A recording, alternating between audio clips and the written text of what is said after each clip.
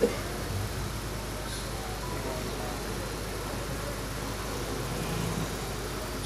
मोहम्मद वाले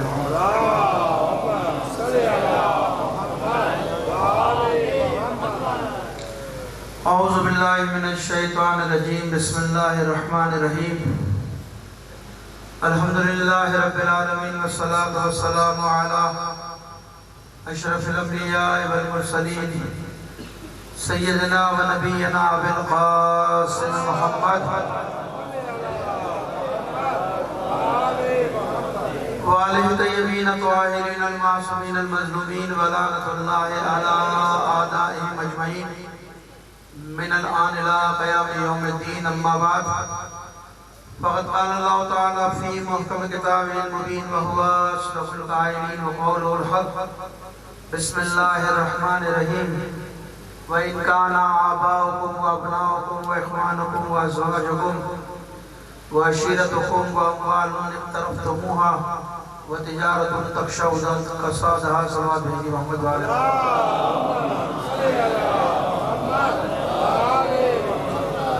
आले मुझे एहसास है इस बात का कि बरसात में आप यहाँ तशरीफ लाए, अगरचे कि बरसात ने इस मस्जिद सदर को बड़ा मुतासर किया, लेकिन जाहिर बात है हम जिस मकसद से ताल्लुक़ रखते हैं उसमें ये बरसात ये मौसम असरअंदाज होने वाले नहीं होते।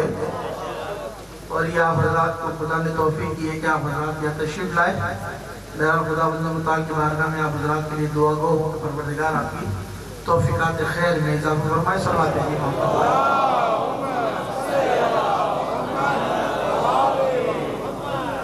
मुझे साहिब को मैंने आपके सामने कल तिलावत का शब्द पाया था, सरनामा कलाम करार दिया था। कल हमने आपके सामने जिक्र किया था कि परवरदिगार इस आयत में इरशाद फरमा रहा है कि व इन काना आबाउकुम व अबनाउकुम व इख़वानुकुम, लोगों अगर ये तुम्हारे आबा और अजदाद या तुम्हारी औलाद या तुम्हारे भाई,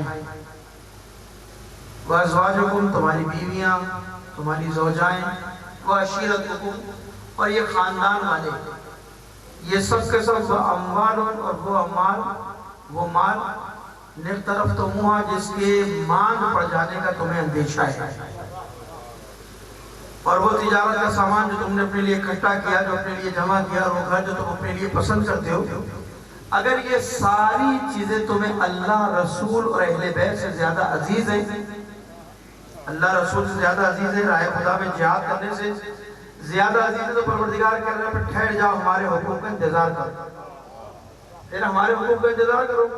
और याद रखो खुदा कभी गुमराहों की हिदायत रहनुमाई नहीं करता, यानी जो गुमराह होगा खुदा उसकी कभी हिदायत रहनुमाई नहीं करेगा। इस आयत को मैंने आपके सामने कल सरनामा कलाम करार दिया था, कल मुकदमाती चीजें आपके सामने बयान की थी, और मौजू हमने रखा था अपने इस खमसा मजालिस के लिए मौलाए कायनात की शख्सियत को, कि मौलाए कायनात के मुख्तलिफ फ़ज़ाइल के पहलुआत का जिक्र कर सकते हैं। अगरचे अली के फ़ज़ाइल को समोया नहीं जा सकता, अली के फ़ज़ाइल को इहाता नहीं किया जा सकता, जिस तरह अली इब्न अबी तालिब की ज़ात अफ़ज़ल व आला है, इसी तरह अली इब्न अबी तालिब के फ़ज़ाइल भी अफ़ज़ल व आला है।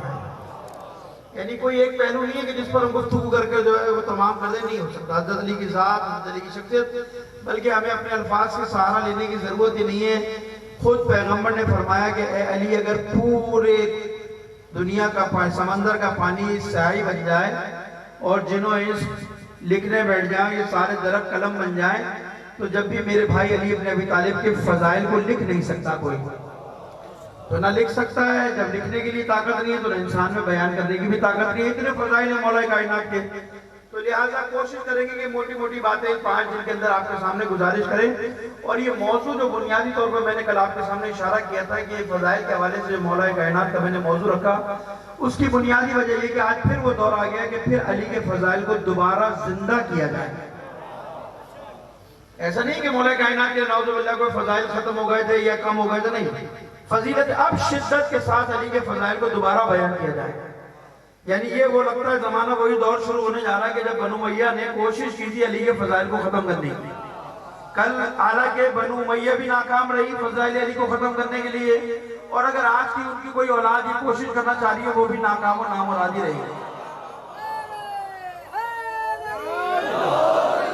वो भी नाकाम रहेंगे, अली के फजाइल खत्म होने वाले है ही नहीं।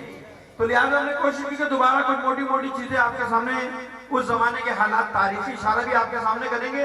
अगरचे के मेरे बहुत सारे हमारे यहाँ मजालिस की तरफ मुसीबत ये है कि बहुत सारी तारीखी बातों का हमारे यहाँ इशारा नहीं होता, गुफ्तगू नहीं होती, वरना खुदा की कसम जो बदतरीन जमाना अहले बैत को कत्ल कर देना कोई इतना बड़ा मसला नहीं था। यानी इस माना में मसला नहीं था कि कत्ल होने से कोई अहले बैत की शख्सियत खत्म नहीं हो गई थी। यानी बनु उमैया का कत्ल कर देना, अहले बैत का शहीद हो जाना, अगरचे कि एक बहुत बड़ा आदमी है, लेकिन सबसे बड़ा मसला यह किसी शख्सियत का कत्ल हो जाना वो अलग चीज है, लेकिन एक शख्स की शख्सियत का कत्ल कर देना यह ज्यादा संगीन है।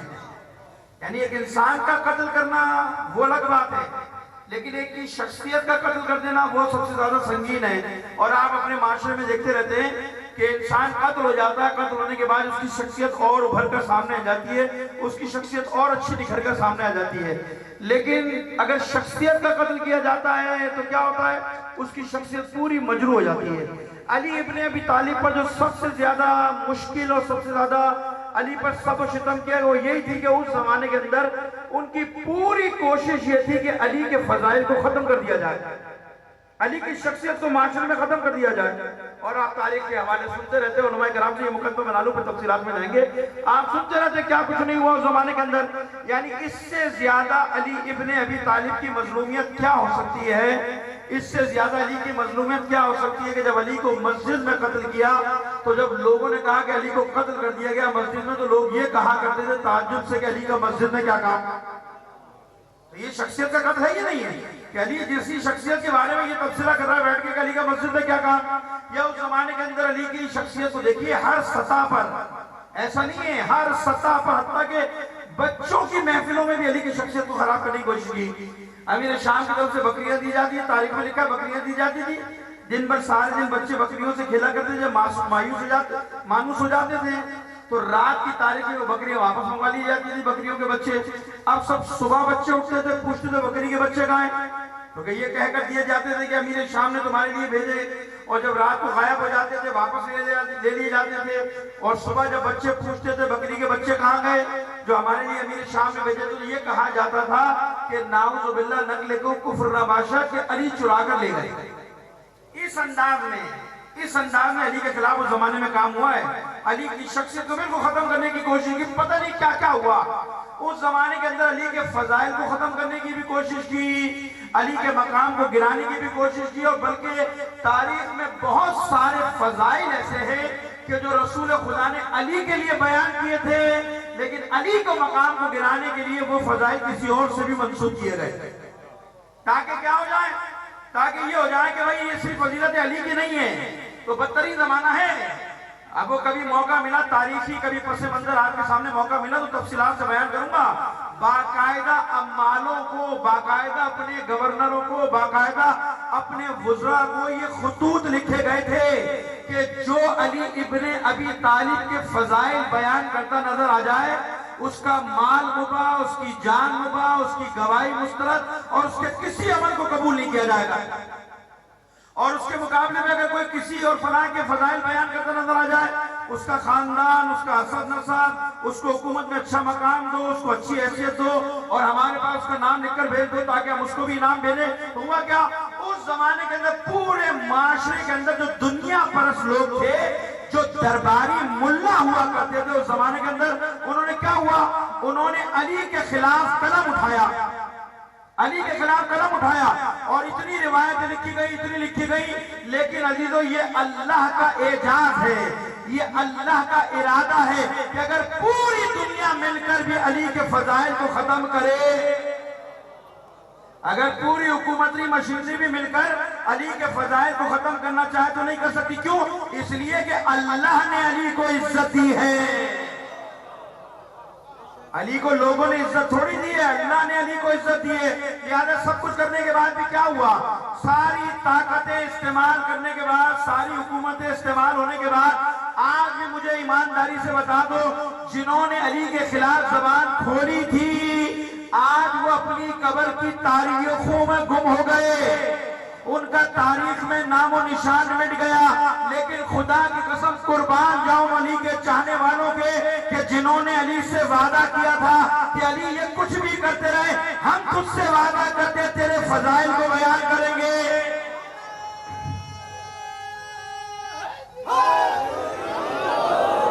हम तुझसे वादा करते हैं जितनी कोशिश कर ले हम चंद हैं, अपने जिम्मेदारी अदा करते रहेंगे। और आज मुझे ईमान से बताइए, अली के खिलाफ बोलने वाले तारीख का नंगवार का तोहफ उनके गले में, लेकिन आज भी मीनार से 5 बार अली की विलायत का ऐलान होता है।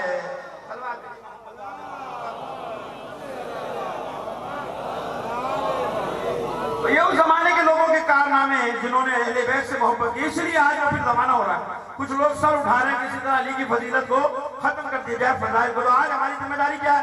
अच्छा देखिए, एक होता है अपनी मजलिस में महफिल में फजाइल बयान करना, एक अपनी महफिल में फजाइल बयान कर रहे हैं, एक अपनी मजलिस में अपने इमाम बारगाह में अपने मीलाद में अली की फजीलत पढ़ रहे हैं। एक फजीलत होती है जालिम के दरबार में पढ़ना, बयान करना, बहुत फर्क है।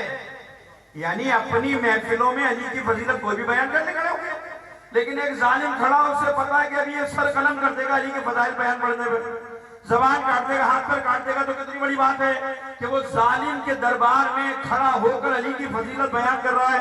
तो ये कोई मामूली बात नहीं है, ये बहुत बड़ी बात है। यही तो कहा था इमाम सज्जाद ने दरबार में यजीद के, ए यजीद याद रख अल्लाह ने हमें 7 खुसूसियतें ऐसी दी है जो किसी और को नहीं दी है। अल्लाह ने हमें इल्म दिया, हिल्म दिया, शुजाअत दी, और ये दिया वो दिया। आखिर में कहते सुन यजीद, अल्लाह ने जो सबसे बड़ी फजीलत हमें क्या दी है? अल्लाह ने सबसे बड़ी फजीलत हमें ये दी है कि अल्लाह ने हमारी मोहब्बत को, हमारी विलायत को लोगों के दिलों में डाल दिया। अब तू जितना जुल्म कर ले, हमारी मोहब्बत को नहीं निकाल सकता।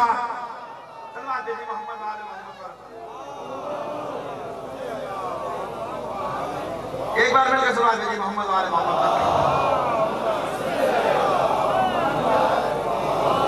ये इमाम ने कहा भले दरबार में यजीद के कुछ भी कर ले, कितना जुल्म कर ले, कितनी ज्यादती कर ले, हमारी मोहब्बत और विलायत को निकाल नहीं सकता तू उनके दिलों से, जो करना कर ले। तो कमाल क्या है? जालिम के दरबार में अली की फजीलत बयान करना। और आज आपके सामने फजाइल का एक रुख और बयान करेंगे। देखिए, एक मैंने कहा ना, इशारा किया कि जालिम के दरबार में कलमा हक बुलंद करना बहुत बड़ी बात, और मत करे तो बड़ी बात है, औरत करे तो उससे बड़ी बात है। ये नहीं है ये अली की मोहब्बत क्या सिर्फ मर्दों के दिल में है क्या? तारीख तो पढ़ो, औरतों ने जाकर जालिमों के दरबार में कलमा हक बुलंद किया है, और किसके सामने? हज्जाज बिन यूसुफ जैसे खबीस इंसान के सामने, उसके दरबार में अली के फजाइल बयान हुए ना। अच्छा, ये जो फजीलत बयान करने चाहता हूँ, बाद लोग हमारे नाराज होते हैं कि ये कहते हैं कि भाई ये अहले बैत के बारे में, अली के बारे में जो है ना वो तजावुज करते हैं, हमारे शिया हज़रात तजावुज नहीं करते। हम अपना अकीदा बयान कर रहे हैं ना, हम किसी की क्रिटिसाइज थोड़ी कर रहे हैं, हम किसी की दिलादारी थोड़ी कर रहे हैं, हम अपना अकीदा बयान कर रहे हैं।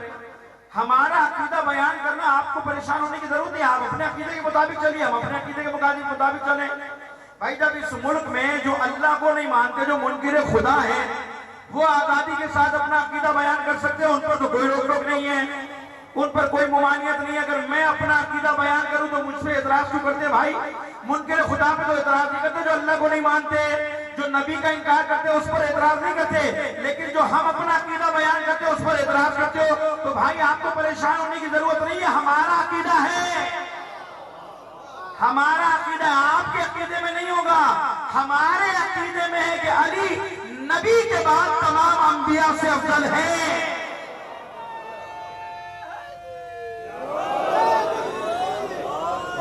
तो अल्लाह भाई, तो हमारा अकीदा, इसमें परेशान लड़ाई झगड़े की बात थोड़ी है, इसमें लड़ाई झगड़ा, आप अपने दलाइल लगते होंगे, हम दलाइल लगते होंगे, बल्कि मैं तो आपको अली के फजाइल की बात कर रहे हैं कि अली का अली से अंबिया से अफजल होना, उस पर आपको शिकायत है। हमारे रिवायत यहाँ भी और आपके यहाँ भी मौजूद है, पढ़ लीजिएगा, आपके यहाँ भी मौजूद है। पैगंबर ने फरमाया मेरी उम्मत के उलमा बनी इसराइल के अंबिया से अफजल हैं। ये रिवायतें मौजूद हैं कि मेरी उम्मत के उलमा बनी इसराइल के अंबिया से अफजल हैं। तो मुझे बताओ, जिस उम्मत के उलमा बनी इसराइल के अंबिया से अफजल हो, तो जिसके सदके में इल्म मिला हो, जिसके सदके में इल्म बटा हो, इल्म की खैरात तकसीम हुई, उसका मकाम क्या होगा? तो आज हम यही बात करेंगे आपके सामने कि हमारा अकीदा क्या है और हमारा अकीदा नहीं है। बात को कहते हैं ना कि साहब कुरान से साबित करो, से साबित करो, कुरान से लाओ, कुरान में कहा है। आज कुरानी की बात करेंगे भाई, आज तो कुरानी से बात करेंगे, कुरान से साबित करो। हमने साबित नहीं किया, अभी जो शख्सियत आपके सामने कुरान से साबित करेगी आप खुद देख लीजिएगा। बात लोग कहते हैं ना हमारे सामने कोई बहस होती है, भाई कुरान से साबित करो। वसीले की बात होती है, अभी वसीले पे भी गुफ्तगू करेंगे इंशाअल्लाह। जब वसीले की बात में कुरान से साबित करो, अच्छा भैया कुरान में जब आयत कहते हैं इससे मुराद ये नहीं है ना। और मौला कायनात की अगर फजीलत कुरान से साबित हो जाए फिर आप क्या कहेंगे? तो जाहिर ये ना समझा करो कि सिर्फ कुरान पढ़ लेना काफी है। कुरान पढ़ लेना काफी नहीं है। कुरान के बारे में खुद कह रहे हैं मासूम, रुब्बता अनिल कुरान को बल कुरान यलअनहु, कुरान पढ़ने वाले बहुत हैं लेकिन कुरान उन पर लानत भेज रहा है। तो कुरान पढ़ना काफी थोड़ी है भाई, कुरान पढ़ना सिर्फ काफी नहीं है भाई। ये बात को आगे बढ़ाते सब आप भेजिए मोहम्मद।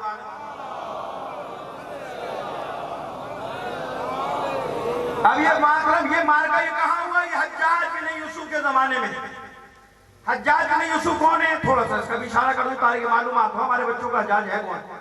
ये तारीख का वो बदतरीन खबीस है कि जिसने खाना काबा को ढाया है, खाना काबा पर हमला किया इसने। ये कब किया है? 73 हिजरी के अंदर वाक़या करबला के बाद 2 दफा खाना काबा पर हमला हुआ, 2 दफा। एक करबला के वाक़े के 3 साल बाद सन 64 हिजरी में अब्दुल्ला इब्ने जुबैर को बैठ के लिए जब यजीद ने भेजा था लश्कर को खाना काबा पे हमला किया, जिसमें आधा खाना काबा तबाह हो गया। दूसरा हमला 73 हिजरी में हुआ, वो भी अब्दुल्ला इब्ने जुबैर के गिरफ्तारी और बैठ के लिए गया था, उसमें वो मारे भी गए थे अब्दुल्ला इब्ने जुबैर।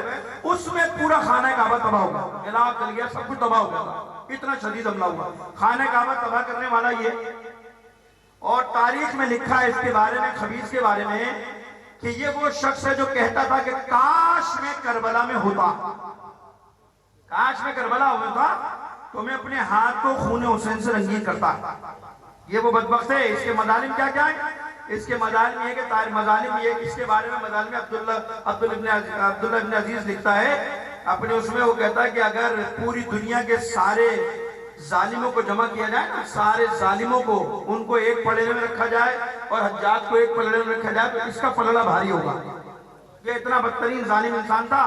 और बकरीद जब इसने की ना, बकरीद का महीना आता है, कुर्बानी करते हैं, कुर्बानी के अंदर जानवर काटते हैं ना, तो इसमें अनोखी कुर्बानी की। इसने अपने सिपाहियों को कहा कि भाई आज मैं अनोखी कुर्बानी करना चाहता हूँ। क्या करेगा? काली के मानने वाले को गिरफ्तार लेकर उसे ज़िबा करेंगे आज। तो ये वो खबीस है जिसने इतने मजालिम गाए। और जब ये मरा है तो उसकी जेल को तोड़ा गया, तो जेल में इसकी, जिंदान में इसके 70,000 अफराद कहते हैं, जिसमें 40,000 औरतें और 30,000 मर्द कैद थे और सारे के सारे बरहना मखलूक थे। और इनको आटे की रोटी जो खिलाया करता था, ये तारीख में लिखा है कि रोटी आटे की नहीं होती थी, बल्कि उसके अंदर वो जो आपकी लकड़ी जम जाती है, उसका खाक, जो उसकी खाक हो जाती है खाक, उसको आटे में मिलाकर ये खिलाया करता था। और ऊपर से देख कर रखकर इस अंदाज में कहता था कि अना रब्बुकुम आला, मैं तुम्हें खिलाने वाला हूँ, मैं तुम्हें पालने वाला हूँ। तो इसकी तारीख भरी पड़ी है। जालिम क्या अंदाजा लगा लिए। ये इशारा मैंने इसलिए किया कि अब इसका दरबार है और इसके दरबार में औरत ने अली के फजाइल बयान किए। कितना बड़ा बात होगी, कितना बड़ा मार्का होगा। इसके सिपाहियों में से किसी ने आकर कहा कि इसके बारे में जनाब हलीमा सादिया, सुनते रहते हैं हलीमा सादिया, जनाब हलीमा सादिया वो खातून है कि जिनको शहादत मिली है पैगंबर की रज़ाइयत की, उनकी बेटी है, इसका नाम है हुर्रा। किसी ने आकर हज्जाज को कहा कि तू इतना सब कुछ करता घूम रहा है, वो हलीमा सादिया की बेटी को तो संभाल जरा। क्या हुआ? कहा वो घर घर जाके अली की फजीलतें बयान कर रही है, तो घर घर जाकर अली के फजाइल बयान कर रही है, उसे रोक। उस जगह सुबह मेरे दरबार में ले आओ। सुबह जनाब हुर्रा को दरबार में पेश किया गया, किसके? इस खबीस के। जब इसके दरबार में आई जनाब हुर्रा, तो हज्जाज बिन यूसुफ कहता, ओ बुढ़िया, मैंने सुना है कि तेरा अकीदा यह है कि तू ये कहती घूम रही है कि अली तमाम साहबा से अफजल है। तू ये अकीदा रखती है, तेरा अकीदा यह है कि अली तमाम साहबा कराम से अफजल है। तो जनाब हुर्रा कहती है, तुझे किसने कहा ये? किसने तुझसे ये बात की? और जिसने भी मेरा ये अकीदा बयान किया वो झूठ बोलता है, वो गलत कहता है, ये मेरा अकीदा नहीं है।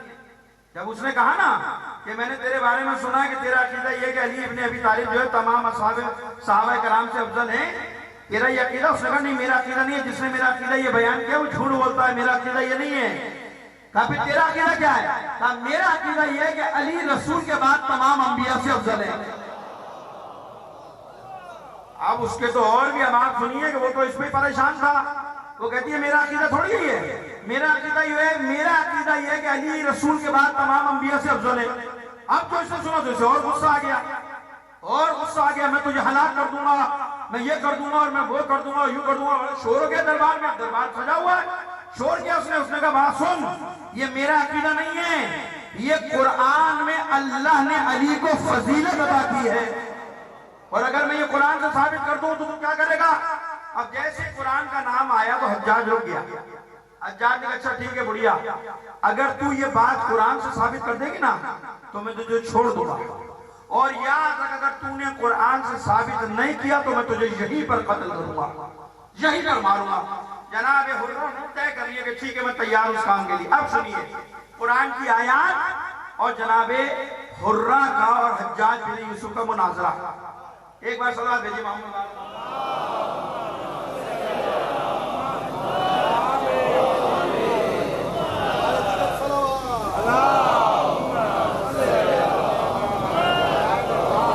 अब थोड़ा थोड़ा मेरे साथ रहिएगा। अब आइए देखिए मैं उस वाक्य की तरफ चलता हूं। देखिए जनाब हुर्रा कहती है क्या सुन, अगर मैंने कुरान से साबित कर दिया तू मानेगा?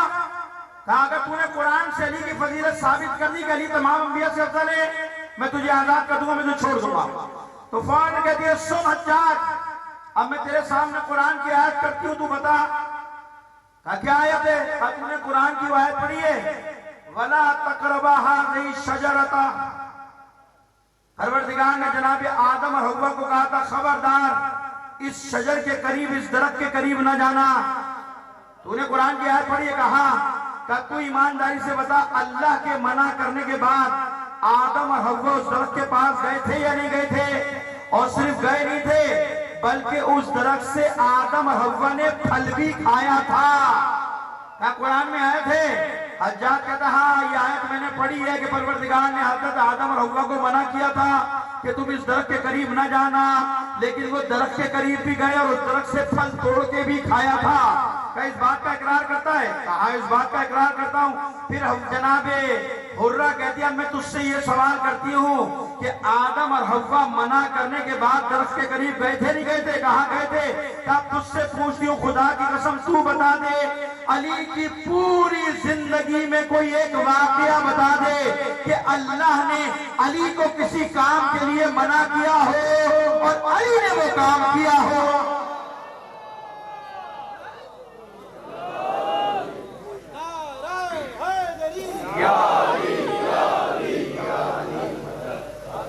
कहा तू गवाही देता इस बात की? तू नहीं आपकी तारीख में ढूंढ ले आदम और हव्वा को अल्लाह ने मना किया और दरख्त के पास गया, उन्होंने फल खाया।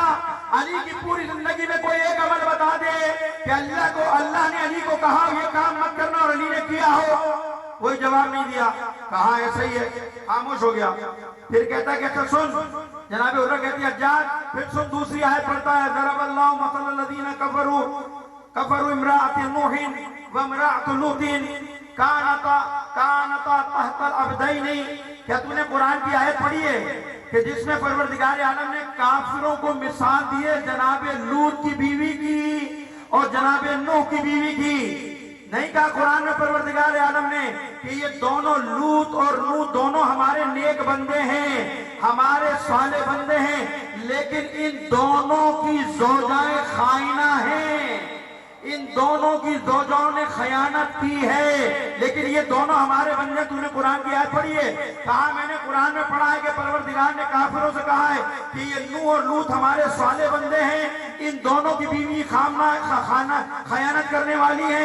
तो कहा तू इस बात का इकरार करता? कहा करता हूँ। कहा मैं तुझसे सवाल करती हूँ मेरा सलाम हो अली की ज़ौजा पर, मेरा सलाम हो अली की ज़ौजा बतूल पर कि अब तू मुझे बता दे कि जिसके लिए रसूल ने ये कहा हो कि जिससे फातिमा राजी उससे उसका खुदा राजी है। अब वहां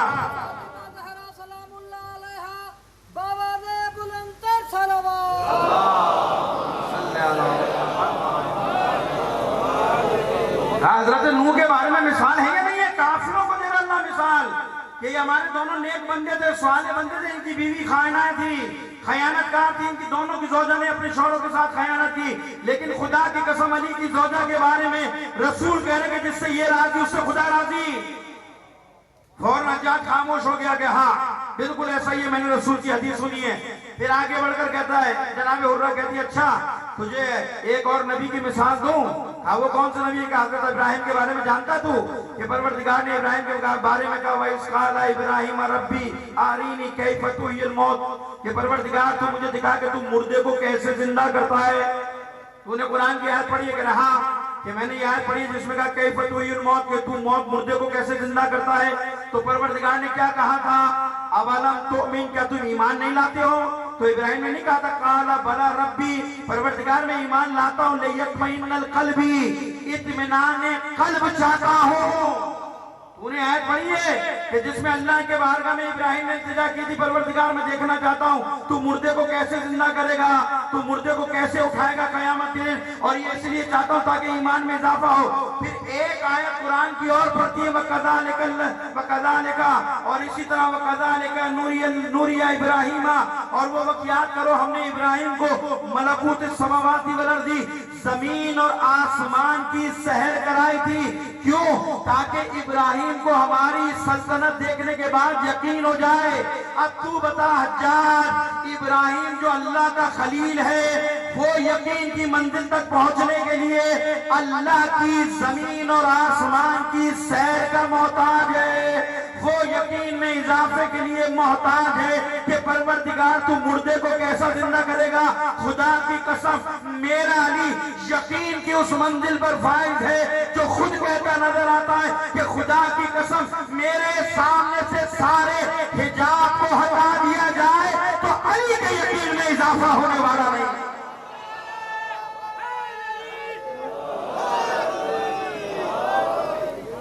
हाँ मेरा मौला तो यकीन की उस मंजिल पर फाइज है। इब्राहिम को अल्लाह सैर करा रहा ताकि यकीन में पुख्ता हो जाए, ईमान में इजाफा हो जाए, यकीन की मंजिल पर पहुंच जाए। और मेरा मौला तो ये कहता है कि सारे हिजाबात हटा दो, सारे पर्दे मेरे सामने से हटा दो, ना मेरे यकीन में इजाफा होने वाला ना मेरे ईमान में कभी होने वाली है। ऐसा ही है, कहा ऐसा ही है। फिर आगे बढ़कर कहती है कुरान की एक मिसाल और देती हूँ तुझे मैं। अब ये दलाई दे रही है जनाब हुर्रा, किसके सामने? हज्जाज के सामने। बोल नहीं पा रहा हज्जाज, इनकार कैसे करता कुरान? ये आयत बयान कर रही है। अच्छा ये बता, जब परवरदिगार ने मूसा को कहा था फिरौन को जाकर हमारा पैगाम दो, तबलीग करो, तो मूसा ने क्या कहा था? परवरदिगार मैं उसके पास जाता हुआ डरता इसलिए हूं कि मुझे कत्ल ना कर दे, क्योंकि मैंने उसकी कौम में से एक फर्द को मारा था। मैंने फिरौन की कौम में से एक फर्द को कत्ल किया था, मुझे डर यह है कि कहीं मुझे वो कत्ल ना कर दे। तो क्या बताएगा हज्जाज? मूसा ने खुदा की बारगाह में खौफ का इजहार नहीं किया था। हाँ इस आयत से लगता तो यही है कि मूसा खौफजदा थे फिरौन के पास जाते हुए। थे ना? कहाँ थे? का कसम खुदा की अली को देख जाकर कि शबे हिजरत नबी के बिस्तर पर ऐसा बेखौफ व खदर सोया, अली ऐसा सोया कि खुद अली ने कहा कि पूरी जिंदगी ऐसा नहीं सोया जैसे मैं शबे हिजरत सोया था। मेरे पास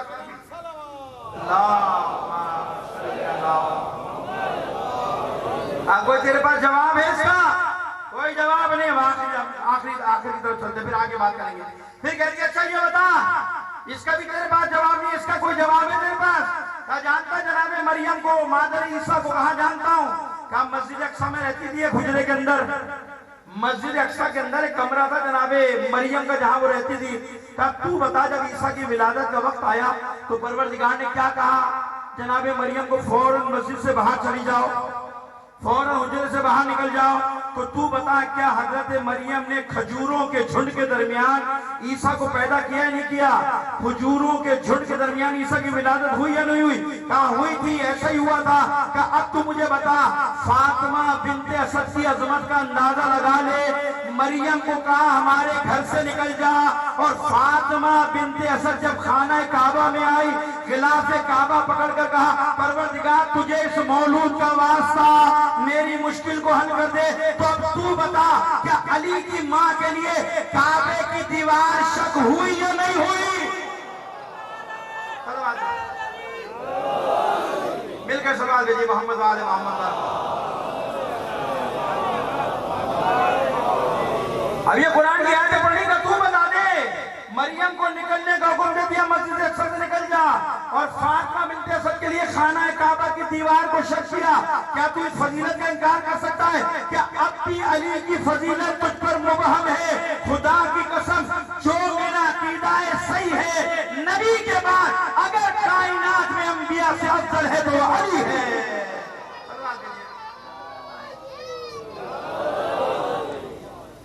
भाईजान मोहतरम, अब हैरान रह गया, कोई जवाब तो था नहीं। और थी भी जनाबे आमना की बेटी, इनाम दिए, तोहफे दिए, और इज्जत के साथ इसलिए भेजा कि उसकी अपनी इज्जत दांव पे लग गई थी। ये नहीं है तो मैंने कहा ना कि अपने घर में फजाइल बयान करना और बात है, जालिम के दरबार में कलमा हक बुलंद करना और बात है। अच्छा, मैं बात पर मुकम्मल कर दूं, यहां तक तो लिया है ना। जनाब फातिमा बिन्त असद कहां गई थी? खाना काबा में गई थी ना। कितने दिन न रही थी? 3 दिन। अब मुझे बताइए, आपके टंडो इलियार में कोई अनोखा वाकया हो जाए जो कभी ना हुआ हो, तो पूरा मोहल्ला, पूरा इलाका टो में लग रहा था ना कि अब क्या होने वाला भाई, अब क्या हो रहा है, ये तो कभी हुआ ही नहीं। अब सबकी निगाहें कहां होती, उस वाकये में होती नहीं होती? आप मुझे बताइए, उस अरब के जमाने में ऐसा कभी वाकया हुआ ही नहीं तारीख में। अब जब ये बात मक्के में फैली तो सबकी निगाहें कहां? खाना काबा के ऊपर। अंदर पता नहीं क्या हुआ होगा, अंदर पता नहीं क्या हुआ है, क्या हुआ, कैसे काबे की दीवार फटी और कैसे अली की मां अंदर चली गई, कुछ नहीं पता लोगों को। अब लोग इंतजार में कि कब अली की मां आएगी, कब अबू तालिब की बीवी आएंगी। अच्छा, दरवाजे से आ जाती तो कमाल नहीं था, अगर दरवाजे से बुला लेता खुदा तो कमाल नहीं था। जहां से गई थी आए भी वहीं से। अच्छा, गई खाली हाथ थी, जब वापस आई तो हाथ में बेटा था, हाथ में बेटा था। और जैसे बाहर निकली सबकी निगाहें, दीवार फटी, फिर फातिमा बिन्त असद बाहर, अब बच्चा हाथ में। जब बच्चे को हाथ में देखा, अबू तालिब आगे बढ़े, अबू तालिब ने फौरन अली को अपनी गोद में ले लिया, उससे प्यार किया और प्यार करके चूम के उसको ले जाने लगे। अब ये उस जमाने के सारे ईसाई, पादरी, सारे मुफ्ती सारे जमा हो गए वहां पे। जब जाने लगे कहा, अबू तालिब कहां जा रहे हो? कहा, घर जा रहा हूं अपने। आप तो आपको घर जाने नहीं देंगे। क्यों, क्या हुआ? कहा, आपको अरब का रिवाज नहीं पता, अरब का रिवाज आपको नहीं पता, आप भूल गए। अरब का रिवाज यह है कि जब किसी के यहाँ बच्चा पैदा होता है ना, पहले उसे पत्थर पे लिटाया जाता है, यहाँ पर इस पत्थर पे लिटाया जाता है। और आपको पता है, इस पहाड़ के दामन से गजदहा निकलता है, अगर उस बच्चे को डस ले तो बच्चा मशकूक, उसके माँ बाप मशकूक। अखलाक के अंदाज में बात कर रहा हूं मैं, ये मानना बहुत सारी खुली चीजें लिखी है वहां पर। क्या वो निकलेगा, अगर बच्चे को डस लिया तो बच्चा भी मशकूक, माँ बाप भी मशकूक। और अगर बच्चे को छोड़ दिया तो बच्चा भी इज्जतदार और माँ बाप का भी माशरे में एहतराम, इज्जत। तो लिहाजा जाने तो नहीं देंगे आपको। अच्छा, अब ये रिवायत का जुमला यहाँ तक नहीं, ये रिवायत का जुमला नहीं है जो मैं पढ़ रहा हूँ। जब उन्होंने ये कहा ना अबू तालिब को रोका, तो फिर मेरा दिल कहता है अबू तालिब ने अली को मुस्कुराकर देखा होगा, बेटा तू इनके अरमान को पूरा कर दे, तू इनके अरमान को ये भी पूरा कर दे। पत्थर पे लेटा दिया। अब सबकी निगाहें खाने काबा रखेगा पहाड़ पर, अब अज़्ज़हा निकलेगा, अब निकलेगा, अब निकलेगा। और अज़्ज़हा निकला भी। बच्चा कितने दिन का? 3 दिन का है। 3 दिन बाद आए ना बाहर, 3 दिन का बच्चा अज़्ज़हा बाहर निकला और जैसे ही फन फैलाकर अली के करीब आया, अली ने खेलते हुए मुंह में हाथ डाला, चीर कर फेंक दिया। अली के पास जैसे आया डसने के लिए, 3 दिन का बच्चा, वो खेलते हुए आगे बढ़ा, उसने हाथ डाला, उसने चीर के फेंक दिया। अब एक नया झगड़ा खड़ा हो गया, अब एक नया झगड़ा खड़ा हो गया। फिर अबू तालिब ने अपने बच्चे को चूमा और अबू तालिब का मेरा दिल कहता और सीना चौड़ा हो गया, देख लिया तुमने, ले लिया इम्तिहान। अब फिर जाने लगे बड़े वकार के अंदाज से, जैसे बाहर जाने लगे, फिर सारे मुफ्ती आ गए, फिर सारे ये पादरी वादरी सारे जमा हो गए। कहाँ जा रहे हो? अब क्या हो गया? तुमने जो कहा था पूरा तो कर दिया, मेरे बच्चे ने पूरा कर दिया, लिटा दिया, तुमने देख लिया।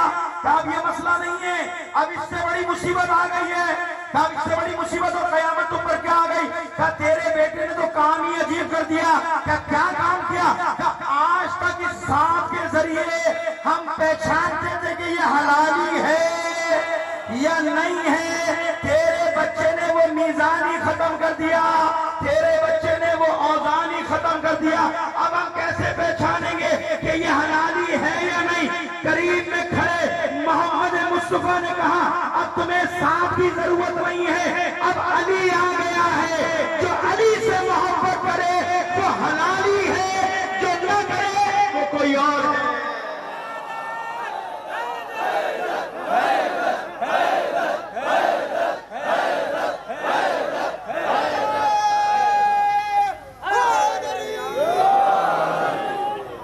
पैगंबर ने मीज़ान दे दिया कि अभी हंसते वसते पूछा दौरा जहालत से निकल जाओ। अब मीज़ान आ गया, कयामत तक के लिए आया है, कयामत तक के लिए हलाली की पहचान बनकर अली आया है। जो इससे बुग़्ज़ थे वो हलाली नहीं है, जो इससे मोहब्बत करे वो हलाली है। तो अजीजों आप मुझे बताइए कि जो लोग अली वलीउल्लाह के खिलाफ बोल रहे हैं, जो अली के खिलाफ जहर उगल रहे हैं, उनका मसला बयान नहीं है, उनका डीएनए टेस्ट कराओ कि ये हलाली है या नहीं है।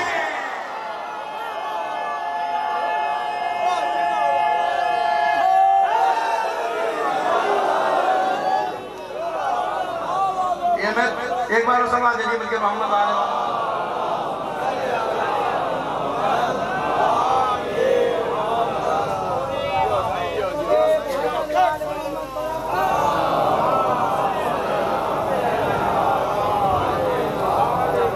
भाई, मैं थोड़ी कह रहा हूँ जो रसूल खुदा ने कहा है, मैंने थोड़ी कहा है। कितनी एक हदीस थोड़ी है, कितनी हदीसें मैं आपके सामने पढ़ दूं, कितनी हदीसें मैं आपके सामने पढ़ दूं। मुनाफिक और मोमिन की पहचान भी यही है। मुझसे किसी दिन एक बच्चे ने पूछा भी हालात खराब हो, मुझसे पूछा मौलाना ये इतने साल हो गए मजलिसें करना जरूरी है, मजलिस क्यों करते हैं? और अगर किसी को एतराज है अजान में अलीउल्लाह कहने पे तो अलीउल्लाह क्यों कहते छोड़ दीजिए। मैंने कहा भाई मसला ये छोड़ कैसे दें, मजलिस इसलिए करते ताकि यजीद बेनकाब हो जाए, अली की विलायत का ऐलान इसलिए करते कि ताकि मुनाफिक आश्कार हो जाए। तो ये तो हम तो पहचानने के लिए करते हैं। ये हमने थोड़ी कहा, रसूल खुदा ने कहा है हर जमाने में रहेंगे ऐसे लोग, परेशान होने की जरूरत नहीं। जो अली से मोहब्बत करे मीज़ान है, ये मीज़ान याद रखिएगा। तो खुदा की कसम जो अली से मोहब्बत करते हैं, जो अली की विलायत अपने दिल में रखते हैं, उनको चाहिए वो दुआ करे अपने माँ बाप के हक में।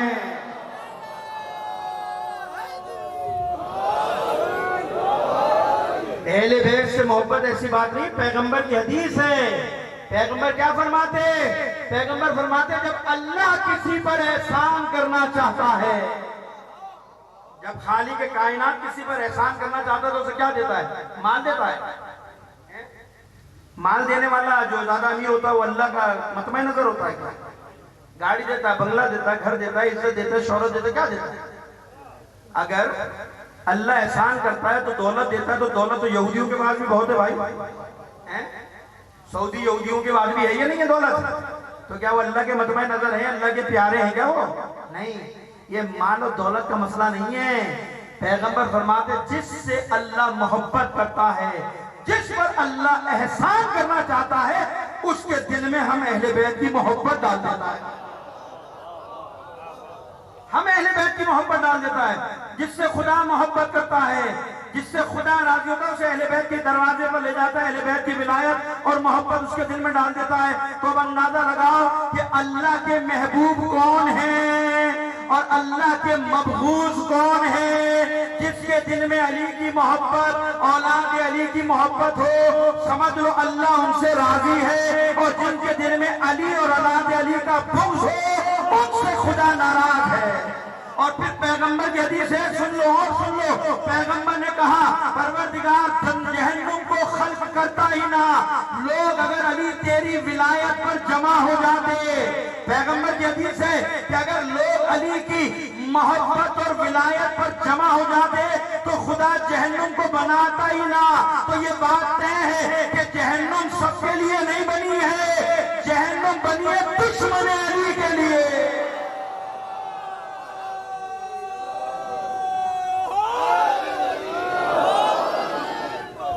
की हदीस है ना कि अगर सब लोग अली की मोहब्बत पर जमा हो जाते, विलायत पर जमा हो जाते, तो अल्लाह जहन्नुम को बनाता ही नहीं। इसका मतलब है कुछ लोग मुनकिर विलायत होंगे, इसका मतलब है कुछ लोग दुश्मन अली होंगे, कुछ लोग होंगे जो अली से बुग़्ज़ रखेंगे, अली से दुश्मनी रखेंगे। तो ये जहन्नुम उनका इंतजार कर रही है, दुश्मन अली के लिए बनाई गई है, अली के मानने वाले के लिए थोड़ी बनाई है। हाँ, कमजोरियां हैं थोड़ी अमल में, कमजोरियां हैं अमल में, ये ऐसा नहीं है कि हकीकत बयान नहीं की जाए, हकीकत भी बयान, कमजोरियां तो है ना, लेकिन कमजोरी में भी एक आपको एक और हदीस सुना दूं आपको।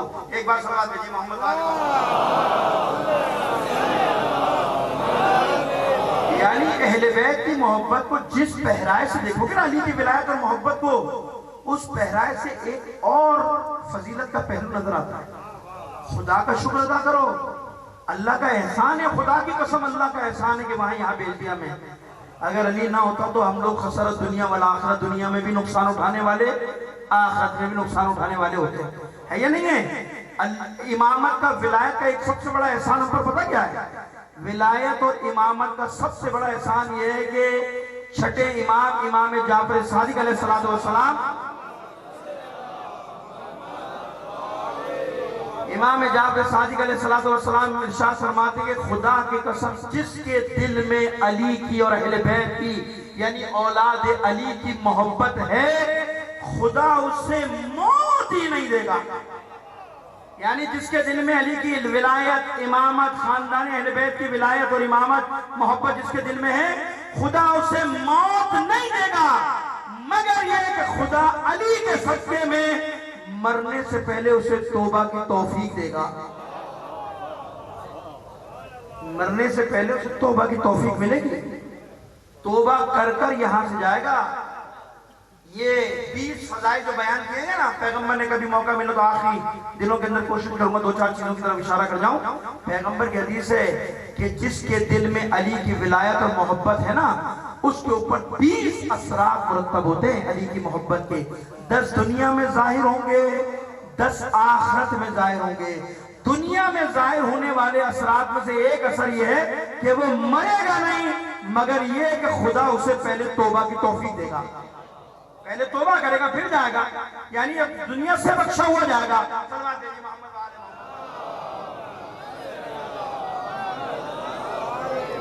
और कल मैं मौका मिला तो इमामत के हवाले से गदी साहब के सामने बयान करूंगा इसी मफहूम से रखती हुई, ताकि अंदाजा हो कि विलायत कितनी बड़ी नेमत है, खुश नसीब हो। तो उस जमाने के अंदर बड़ी कोशिश की गई अहले बैत के फदाइल को मिटाने के लिए। पढ़ लीजिए आप तारीख उठाकर अपनी पूरी। ये जो मिना में इमाम हुसैन ने खुतबा दिया है 58 हिजरी में, करबला से 2 साल पहले जो मिना में खुतबा दिया, उसको उलमा ने 3 हिस्सों में तकसीम किया। एक अली के फजाइल पर मबनी है, एक अमर बिल मारूफ पर, और एक उस जमाने के लोगों की जिम्मेदारियां बयान की कि तुम्हारी जिम्मेदारियां क्या है। ये अली के फजाइल पर फतवा क्यों, खुतबा क्यों दिया अली ने? एक आलिम फजाइल बयान करता है, फजाइल लिखता है, और ये कितनी बड़ी बात है कि अली का बेटा अपने बाप के फजाइल बयान कर रहा हो, है या नहीं है? क्यों मीना में अली के फजाइल बयान किए इमाम हुसैन ने? और एक से करार लिया, इसलिए कि उस जमाने के अंदर बनु उमय्या ने अली के फजाइल को मिटाने की कोशिश की, और करबला से पहले अली के बेटे ने फजाइल को जिंदा किया। और ऐसे जिंदा नहीं किया, हज पे जाने से पहले अपने खानदान के जनाब अब्दुल्ला इब्न जाफर को और जनाब जाफर को भेजा कि जाओ लोगों को पैगाम दो कि हम मिना में तुमसे खिताब करना चाहते हैं। इमाम हुसैन ने कहा मिना में तुमसे खिताब करना चाहते हैं, लिहाजा मिना के मैदान में तुमसे मुलाकात होगी। अपने खानदान के लोगों को बुलाया, सहाबा को बुलाया, ताबईन को बुलाया, ताबईन को बुलाया, उस जमाने के बड़े बड़े सरदार, कबीलों के बड़े बड़े लोग, सबको जमा किया। तारीख में लिखा 1000 आदमी। 1000 आम आदमी नहीं है ये खास, यानी यूं कह लीजिए दूसरे अल्फाज में इमाम हुसैन ने उस जमाने के अंदर सारी करीम को मिना में जमा कर दिया। सारी करीम, सहाबी जिसमें हो, खानदान बनी आशिक के लोग जिसमें हो, ताबईन जिसमें हो, ताबईन जिसमें हो, अपने अपने कबीलों के सरदार जिसमें हो, तो सारे खास लोग थे ना। उनमें इमाम हुसैन ने अपने बाबा के फजाइल पढ़े, जिंदा किए और गवाही ली। उसमें से 2-4 इशारा करता चला जाऊं आपकी तरफ से फजीलत के हवाले से। गवाही क्या लिए? जब इमाम ने खुतबा देना शुरू किया, आवाज देकर कहते लोगों, मैं तुम्हें खुदा की कसम देकर कहता हूं, जो कुछ भी अगर मैं तुम्हारे सामने बयान करने जा रहा हूं, जो कुछ भी बयान कर रहा हूं, अगर इसमें मैं सच कहूं तो तुम मेरी तारीफ करना, हिमायत करना, और अगर मैं गलत बयान करूं तो मुझे रद्द कर देना, उसका इनकार कर देना। इमाम हुसैन कह रहे हैं मैं खुदा की कसम देकर कह रहा हूं कि अगर मैं तुम्हारे सामने जो बयान करने जा रहा हूं, अगर सच हो तो उसकी हिमायत करना, और गलत बोलूं तो उसे रद्द कर देना। फिर इमाम ने खुतबा देने से पहले कसम दी है, फिर मैं तुम्हें खुदा की कसम दे रहा हूं, जब मेरी बात को समझ लो ना कि मैं सच कह रहा हूं, हक कह रहा हूं, तो फिर खामोश ना बैठना। फिर यहां से जाने के बाद अपने घरों में, अपने कबीलों में, अपने मोहल्लों में, अपने लोगों में जाकर मेरे बाबा के फजाइल को बयान करना। मेरे बाबा की फजीलतों को बयान करना। और उसके बाद फिर इमाम ने खुतबा शुरू किया, 3-4 फजीलतें बयान करता हूं, फिर अपने मसाइल देखिए। मौला हुसैन करबला के मैदान में जाने से पहले 58 हिजरी में लोगों को जमा करके कहते हैं, लोगों मैं तुम्हें खुदा की कसम देकर पूछता हूं, मुझे बताओ कि जब मेरे नाना रसूल खुदा ने मस्जिद के लिए एक जमीन का टुकड़ा खरीदा था और उसमें 10 घर बनाए थे, मस्जिद के अलावा 10 घर बनाए थे, तो 9 घर मेरे नाना ने अपने पास रखे थे, एक घर मेरे बाबा अली इब्ने अबी तालिब को दिया था। दिया था? दिया था। कहा अब मैं तुम्हें कसम देकर पूछता हूं, मुझे बताओ मस्जिद की तरफ निकलते हुए सारे दरवाजों को नबी ने बंद किया था या नहीं किया था, सिवाय मेरे बाबा अली इब्ने अबी तालिब के दरवाजे को। और जब किसी ने आकर ये एतराज किया था, या रसूलल्लाह ये क्या हुआ, आपने सबके दरवाजे बंद कर दिए, अली का दरवाजा क्यों खोला? तो क्या मेरे नाना ने मेरे बाबा के बारे में नहीं कहा था कि मैंने तुम्हारे दरवाजे अपनी मर्जी से बंद नहीं किए, ना अपनी मर्जी से अली का दरवाजा खोला है। अल्लाह ने मुझे कहा है, नबी सबके दरवाजे बंद कर दो, अली का दरवाजा खोल दो।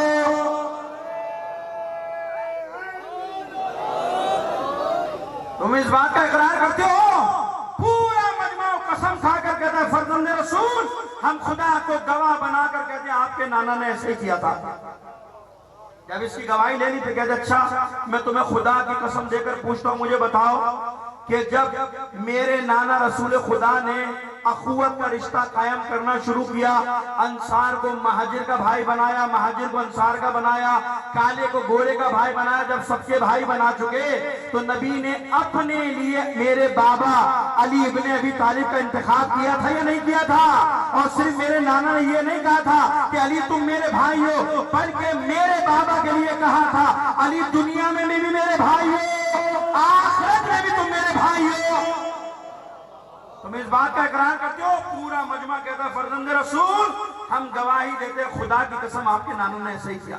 फिर आवाज देकर कहते लोगों मैं तुम्हें खुदा की कसम देकर पूछता हूं, बताओ कि जब रसूल खुदा ने किसी को सूरह बरात लेकर भेजा था, मुशरिकीन मक्का के पास के सूरह बरात ले जाओ जब नाजिल हुई थी और वो चले गए सूरह बरात लेकर, तो क्या मेरे नाना ने आधे रास्ते से उनको बुलाया नहीं था? आधे रास्ते से नहीं बुलाया था? बुलाया था ना? कहा बुलाया था?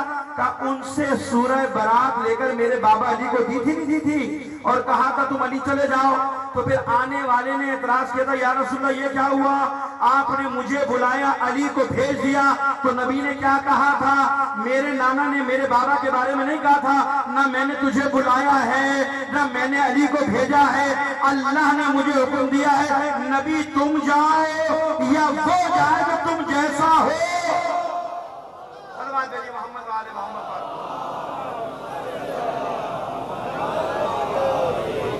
खुदा की कसम देकर पूछो, बताओ मेरे नाना ने ऐसे किया था नहीं किया था? कि अल्लाह का हुक्म नहीं सुनाया था कि तुम जाओ या वो जाए जो तुम जैसा हो? तो बस अजीजों एक जुमला और कह रहा हूं, मुझे बताइए कि जो खुदा किसी को एक सूरह बरात तबलीग के लिए ना दे, जो नबी और खुदा सूरह बरात तबलीग के लिए किसी के हवाले ना करे, तो कैसे हो सकता है नबी जाने के बाद पूरा दीन उसके हवाले कर दे?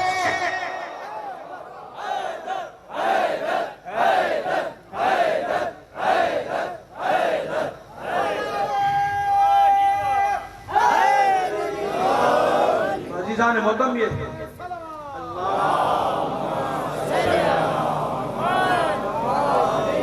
फैजान मोहतरम मौला कायनात के कितने फजाइल मौला कायनात के बयान किए, गदीर वहां बयान की, मुबाइला वहां बयान किया, उसके अलावा तबूक का वाकया वहां बयान किया, खैबर रसूल के खैबर अली के मार का वहां बयान किया।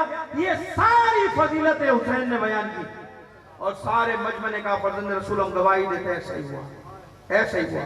तो अजीजों जिसके फजाइल और कमालात इतने हो, मैंने कहा ना किस किस पहलू पे कौन कौन सी हदीस से बयान करूं मैं। आज एक पढ़ी है पहले भी हदीस, दोबारा मेरी नजर से आज गुजरी किताब देख रहा था, उसमें लिखा है कि अली अगर मुझे लोगों के गुमराह होने का डर ना होता ना, मुझे लोगों के गुमराह होने का डर ना होता तो अली खुदा की कसम में तेरे वो फजाइल बयान करता, तू जिस रास्ते से गुजरता ना, लोग तेरे कदमों की खाक उठाकर अपने सर पर डाल लेते। तो बहुत फजाइल है अली इब्न अबी तालिब के। और कभी मौका मिला तो खुद अमीरुल मोमिनीन ने अपनी फजीलत बयान किया। जब इमाम हुसैन जब छोटे से ना, उन्होंने बैठे थे तो उन्होंने एक सवाल किया था रसूल खुदा ने, तो इमाम हुसैन ने कहा था, इमाम हुसैन के जवाब में अली ने अपने फजाइल बयान किए। सलावत भेजिए मोहम्मद वाले।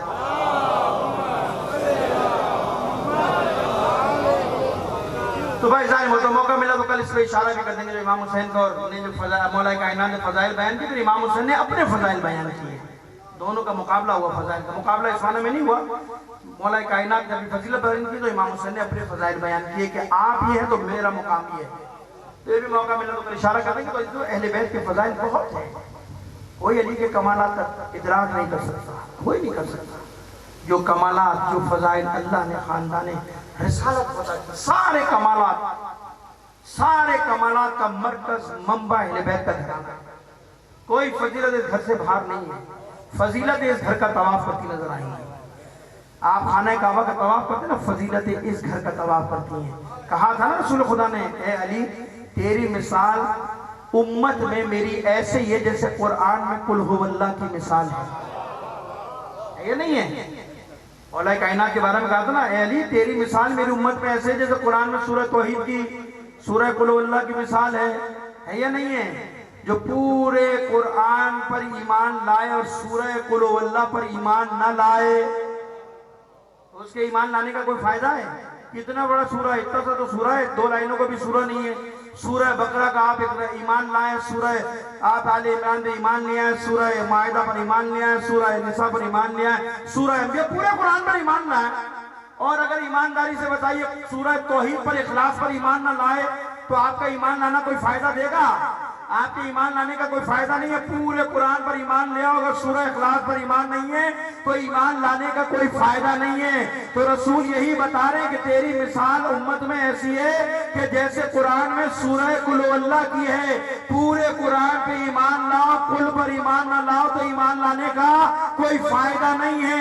इसी तरह अली तू है, अगर कोई 1,24,000 पैगंबर पर ईमान लाए और तेरी विलायत को ना माने, उसके ईमान लाने का कोई फायदा नहीं।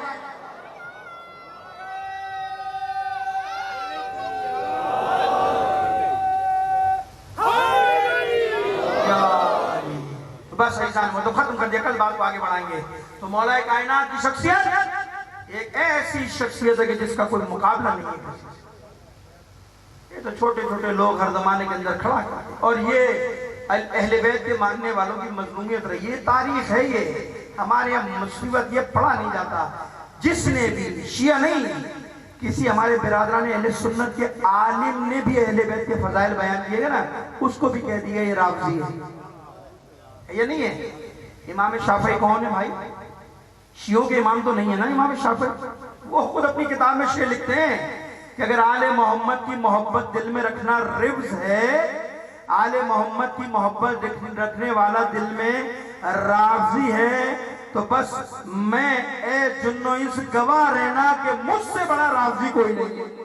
इमाम शाफई कह रहे हैं, यानी कितना अहले बैत के दिल में बोझ भरा हुआ था लोगों का कि कोई अली के फजाइल बयान करे फौरन उसके खिलाफ। और आप देख लीजिए, तो उस जमाने की बात थोड़ी कर रहा हूँ, हमारे बेचारे मोहतरम मौलाना ताहिरुल कादरी साहब ने जब अहले बैत के फजाइल बयान किए और अली को मौला कहा कि भाई वो शियों के मौला थोड़ी है, वो तो हम सुन्नियों के मौला भी हैं, तो बेचारों का इतना हक कहना उनके लिए मुसीबत बन गया, इतना हक बयान करना उनके लिए मुसीबत बन गया। सोशल मीडिया पे बायकॉट कर दिया गया उस बेचारे का, उसके खिलाफ क्या कुछ नहीं हुआ। तो कल भी अली के फजाइल बयान करने वाला मुसीबत में था, आज भी अली की फजीलत बयान करने वाला मुसीबत में है। और अली के फजाइल सिर्फ शिया ने नहीं बयान किए, अहले सुन्नत की किताबें बहुत मोतदिल लोग हैं। ये तो पता नहीं कोई किराए के लोग आ गए हमारे मुकाबले पर, ना जिनकी कोई ना असल का पता ना जिनकी नस्ल का पता,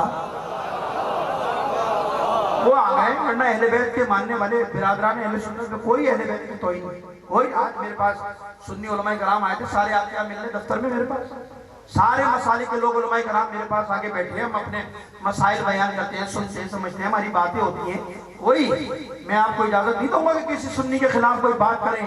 कोई सुन्नी अहले बैत का मुनकिर नहीं है, कोई सुन्नी, मैं कसम खा के कह रहा हूं, मैं कसम खा के कह रहा हूं, चाहे देवबंदियों, बरेलवियों, अहले हदीस हो या जमात इस्लामी के लोग हो या कोई भी हो, कोई सुन्नी ऐसा नहीं कि जो खानदान अहले बैत की फजीलत का मुनकिर हो, नहीं है।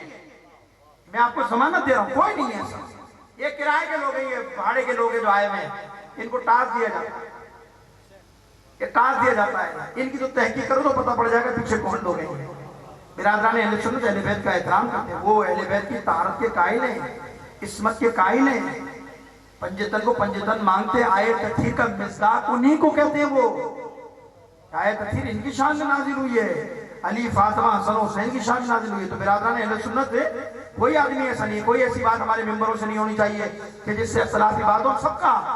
बल्कि हम तो बता चुके हैं आपके सामने, बड़े बड़े मराजों के फतावे आ गए हैं। हम किसी चीज की तकफीर करने के कायल नहीं है। हमारे फुकाहा के फतावे हैं कि किसी मसलक की तौहीन करना, उनके मुकद्दसात के खिलाफ कोई बात करना हमारे यहाँ हराम है, हमारे यहाँ हराम है। हम किसी के खिलाफ कोई बात नहीं करते। और हम क्यों बात करेंगे कि हमारे पास अहले बैत के फजाइल खत्म हो गए क्या? हमारे पास अहले बैत के फजाइल कम है क्या? पूरे दिन पढ़ते रहो ना, अली के फजाइल ही खत्म नहीं होंगे, दूसरे की बात तो बाद में आएगी। यानी अली के फजाइल खत्म होंगे तो इमाम हसन के फजाइल आएंगे, इमाम हसन के फजाइल खत्म होंगे, इमाम हुसैन के आएंगे, इमाम हुसैन के खत्म होंगे, इमाम ज़ैनुलआबिदीन के आएंगे, इमाम मोहम्मद बाक़र, इमाम जाफ़र सादिक। पूरी जिंदगी कम पड़ जाएगी, अहले बैत के फजाइल खत्म नहीं होंगे। जिंदगी कम हो सकती है, फजाइल अहले बैत खत्म नहीं हो सकते। इतने फजाइल है तो कहीं जाने की जरूरत नहीं है। अपनी बात करो, अपने मसलक और अकीदे को छोड़ो नहीं, और दूसरे के अकीदे को छेड़ो नहीं। और दूसरों को भी कह रहा हूं कि अपने अकीदे पे बाकी रहो, दूसरों के अकीदे पे उंगली मत उठाओ। हमारा नहीं है ये कि हम किसी के मसलक को छोड़ा, हम सबका एहतराम करते हैं, हमारे सब मोहतरम है, हमारे भाई हैं। लेकिन हम ये किसी को इजाजत नहीं देंगे कि वो हमारे अकीदे पे उंगली उठाए कि हम ये क्यों करते हैं। भाई हम करते और करते रहेंगे। ये आज थोड़ी हो रहा है, ये तो 1400 साल से हो रहा है, 1400 साल से चला आ रहा है। मुझे नहीं पता, हालांकि उस दिन अभी जो इजलास हुआ हमारा कराची के अंदर मिल्ली यकजहती कौंसिल का, तो मैंने वहां पर कहा कि भाई ये सारे क्या अहले बैत के मानने वाले और सहाबा के मानने वाले सिर्फ पाकिस्तान ही रह रहे क्या? हिंदुस्तान में नहीं रहते क्या? यूरोप में नहीं रहते क्या? दूसरे ममालिक में नहीं रहते क्या? ये सारे यही रहते हैं क्या? वहाँ अहले बैत के फजाइल और सहाबा के फजाइल बयान नहीं होते? तो यहाँ भी माहौल को खराब किया जाता है। सबने कहा कि नहीं मौलाना, वो माहौल खराब करने वाले वो है कि जिनका किसी फिरके से कोई ताल्लुक ही नहीं है, उनका किसी से कोई ताल्लुक नहीं। किराए के लोग बस इनको खत्म कर दिया। आप अपनी जिम्मेदारी अदा करते रहिए, आप अपने फजाइल अदा करें। वो जमाना आ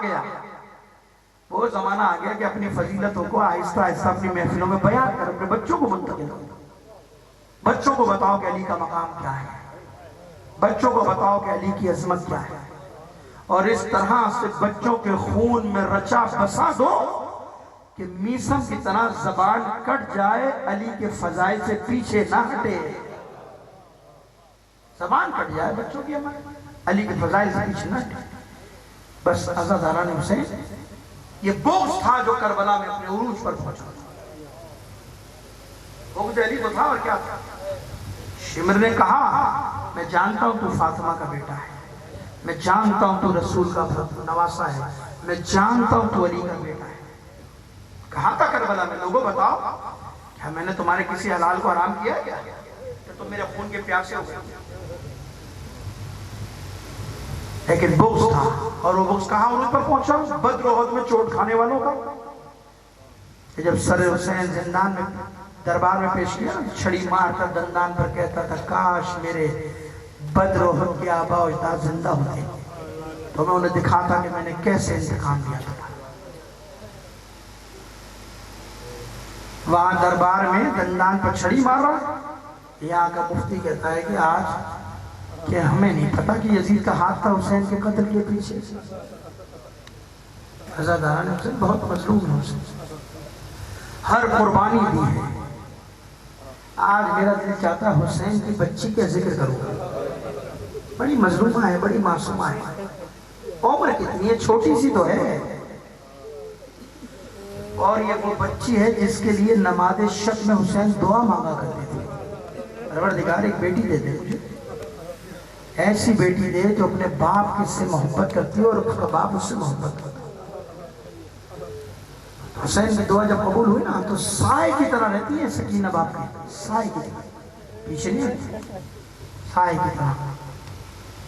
मुझे इंसाफ से बताओ 61 हिजरी में क्या हाल हुआ होगा सकीना जब ये काफिला रास्ते से आ रहा था ना, तो जनाब मुस्लिम की शहादत की खबर जब इमाम हुसैन को मिली है तो जनाब अब्बास से कहा, अब्बास मुस्लिम की बच्चियों को लेकर आओ। जब मुस्लिम की बच्चियों को लाया गया ना तो हुसैन ने उन यतीमाओं के सर पर हाथ रखा,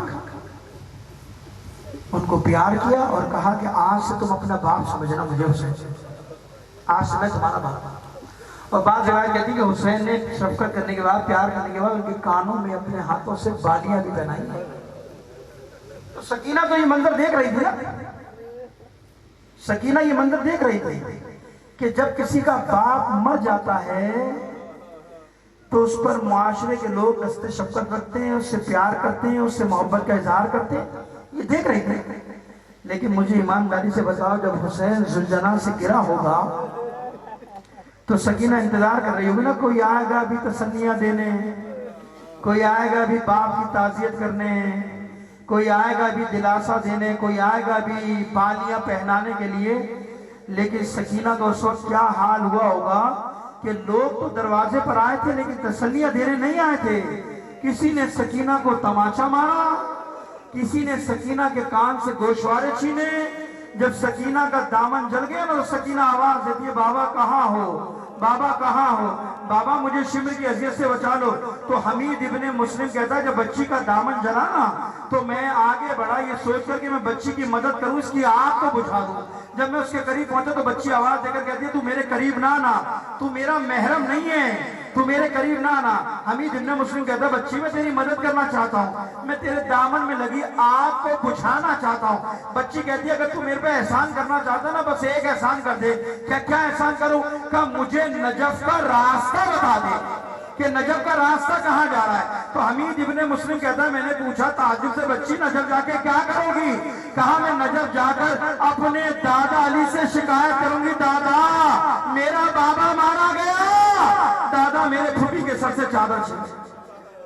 आजादारा ने हुसैन, ये वो वक्त है कि जब शाम गरीबा आई थी ना और जनाब ज़ैनब ढूंढ रही थी सकीना कहाँ हो, सकीना कहाँ हो, आवाज देती जा रही थी तो एक लाशिर से आवाज आई थी सकीना के लिए। जब आवाज दी थी तो एक आवाज आई, बहन ज़ैनब जरा आहिस्ता बोलो, आहिस्ता बोलो, अभी मेरी बच्ची सोई है, अभी मेरी बच्ची थक कर सोई है। जनाब ज़ैनब ने जब सकीना का शाना हिलाकर उठाया ना, पूछा बेटा लाश को दो तरह से पहचाना जाता है, एक लिबास के जरिए पहचाना जाता है, एक सर के जरिए पहचाना जाता है, लेकिन तेरा बाबा इतना गरीब है, इतना गरीब है, ना लिबास मौजूद है ना स्तन पर सर मौजूद है, तो सकीना तूने अपने बाबा को कैसे पहचाना? सकीना रोकर कहती है, फूफी अम्मा जब मेरा दामन जल चुका था और मैं अपने बाबा को आवाजें दे रही थी, बाबा बाबा मुझे बचा लो, तो फूफी अम्मा इस लाश बेसर से आवाज आई थी, इलैया इलैया या बुनैया, सकीना तेरा बाबा यहाँ है। आजादाराने हुसैन शाम गरीबा गुजर गई, शाम गरीबा से लेकर करबला से लेकर कूफा, कूफे के जिंदान, कूफे के जिंदान से लेकर शाम, शाम का बाजार और जिंदान तक जितने मजालिम आए सकीना रोई नहीं है। सकीना ने किसी से अपना दर्द बयान नहीं किया, सकीना ने कभी शिकायत नहीं की है, सारे मजालिम को अपने सीने पर सहती रही। बस एक रात जिंदान में ऐसी आई है कि बाबा की याद ने सकीना को तड़पाया है, इतना रोई है कि जिंदान में रोने की आवाज गई तो यजीद ने बुलाया जिंदान मान को, ये कौन रो रहा है? कहा हुसैन की बच्ची रो रही है। कैसे खामोश कराओ, हमारे आराम में खलल होता है। जिंदान मान ने ताजियाना उठाया और सैयद सज्जाद की पुष्प पर माता, सज्जाद अपनी बहन को खामोश करो, सज्जाद अपनी बहन को खामोश करो। इमाम सज्जाद कहते भाई मैं क्या करूं, आज मेरे बाबा की याद ने मेरी बहन को तड़पा दिया, अगर हो सके तो मेरे बाबा का सर दे दे, शायद मेरी बहन को करार आ जाए। अज़ादारो, यजीद ने अपने आराम की खातिर सरे हुसैन जिंदान में भेजा। जैसे जिंदान में सर आया, जिंदान में एक शोर बुलंद हो गया। सकीना दौड़ कर कहती है इमाम सज्जाद से, भैया क्या मेरा बाबा हुसैन आ गया? क्या बाबा आ गया? सैयद सज्जाद कहते बहन बाबा नहीं आया, ये बाबा का सर आया है। जैसे ही बाबा के सर को देखा, अब काफी दिनों से बिछड़ी हुई थी, अपने बाबा का सर लिया, एक कोने में जाकर बैठ गई। कभी आंखों को चूमती है, कभी होठों को चूमती है, कभी कटी हुई गर्दन को देख कर कहती है बाबा अरे ये कयामत किसने ढाई है? और रोते रोते सकीना का जिगर फट गया।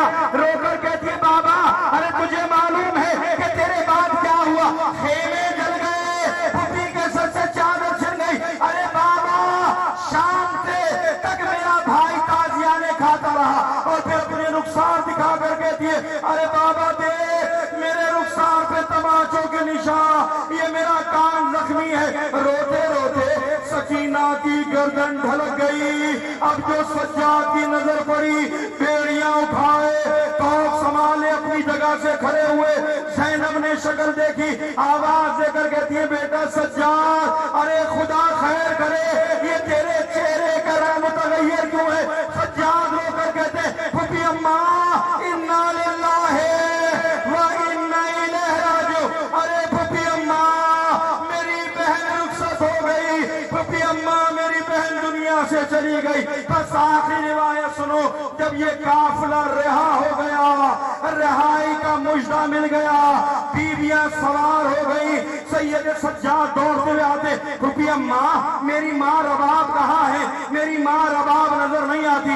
ज़ैनब ने कहा बेटा सज्जाद जिंदान में चलकर देखते हैं। अब जो जिंदान में जाकर देखा, जिस तरह माँ अपनी गोद फैलाए अपने बच्चे को अपनी आगोश में लेती है, ऐसे ही रबाब ने अपने आप को कब्र सकीना पर गिराया हुआ है, उसे हिला दी जाती है। अरे सकीना उठो, तुम पूछा करती थी अम्मा ये परिंदे कहाँ जाते, तो मैं कहा करती